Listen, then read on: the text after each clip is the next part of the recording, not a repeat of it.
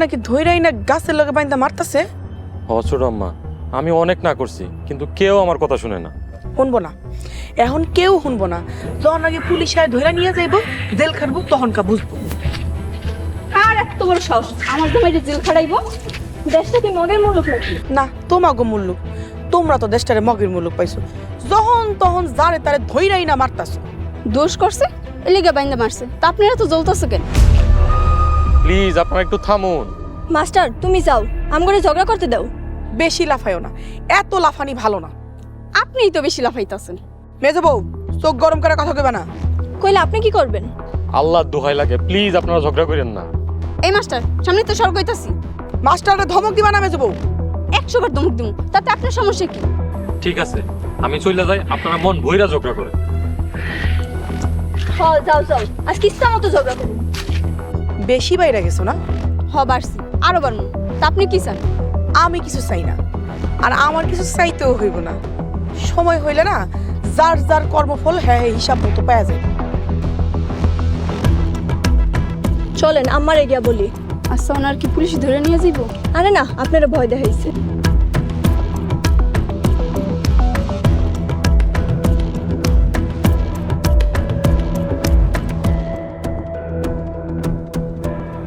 তো বড় শহর,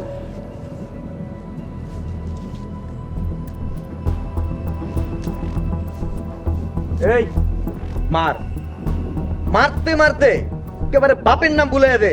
যতক্ষণ নড়বো ততক্ষণ মারবি। হ্যাঁ, মায়ের উপর ওষুধ নাই। মিজান ভাই, লন শুরু করে দেই। এই যে স্যার দেখেন, মামলায় হাইরা আমাকে লোককে ধরে আইনে পিটাইতেছে। কনস্টেবল, এই সবাইকে থানায় নিয়ে চলো।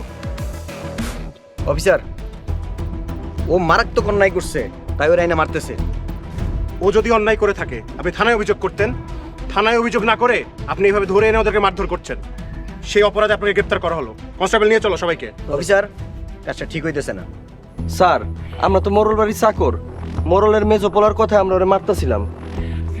জি স্যার, আমার ঘরে যা কয় আমরা তো তাই পালন করি। ঠিক আছে ঠিক আছে, তোমরা দুইজন নিজ দায়িত্বকে বাড়িতে পৌঁছে দিবে। আমি কিন্তু পরে ইনফরমেশন নিব, ঠিক আছে?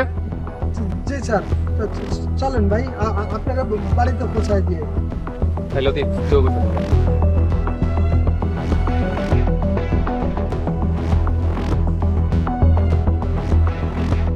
কনস্টেবল, জি স্যার। থানায় নিয়ে চলো। অফিসার, কাজটা ঠিক করতেছেন না। আমরা এই এলাকার মোড়ল, টুকটাক বিচার সালিশ আমরা করতেই পারি এই এলাকায়। শোনেন, মোড়লদের দিন শেষ, এইসব দিন ভুলে যান। দেশে এখন আইন আছে, যা কিছু করবেন আইনের মাধ্যমে করবেন। চলেন।